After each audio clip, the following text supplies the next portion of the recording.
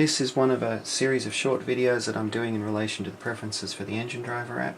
In this particular video I'm going to be looking at the forward or the direction buttons, the forward and reverse buttons. So out of the box, forward and reverse are on the left and the right, and it's pretty straightforward. You touch one and that's the direction that the locomotive is going to go. But we can change that, and change it quite a bit. So under preferences and under direction button preferences, the most obvious one is we can swap the direction buttons. So if you're like me that thinks more in terms of reverse being on the left and forward being on the right, you can now see that those are the other way around to the default. Work exactly the same way, obviously, they're just in the opposite position. What you can do, however, we can do more. We can have it swappable.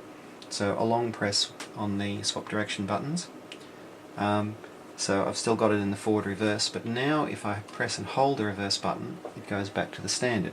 But you'll notice that the other loco down here is still in the reverse forward configuration. Why would I do that? Well, if I'm running two locomotives and one of them happens to be running that direction on the track and the other one happens to be running that direction on the track, I've got a visual cue on the engine driver as to which direction I'm actually going. It's entirely optional and you know, use it if you wish. There is an additional capability in there which has bamboozled a few people, but we'll have a look at that one. And that is actually changing the labels for the left direction and right direction buttons.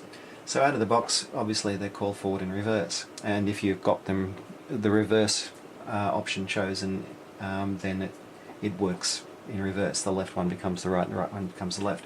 But I can change that. So let's say I want the left to be west and I want the right to be east.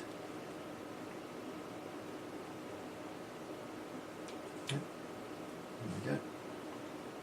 So now on screen I've got west and east, and a tiny little F and an R which you can only barely see, but they're the actual, and an R and an F I should say, which show up on screen. Again, why would I do that? It's really based on if your layout, you call it east and west, you call it north and south, you call it up and down, you can have those visual cues. And the forward and reverse, again, that same arrangement, that if the loco is actually heading west, it's pointing west, you've got a forward for west, but you've got another loco that's pointing east, you've got the forward for east. And again, it still works the same way. If you have long press, you can swap the reverse and the forward. It's rather difficult to see, but it is there.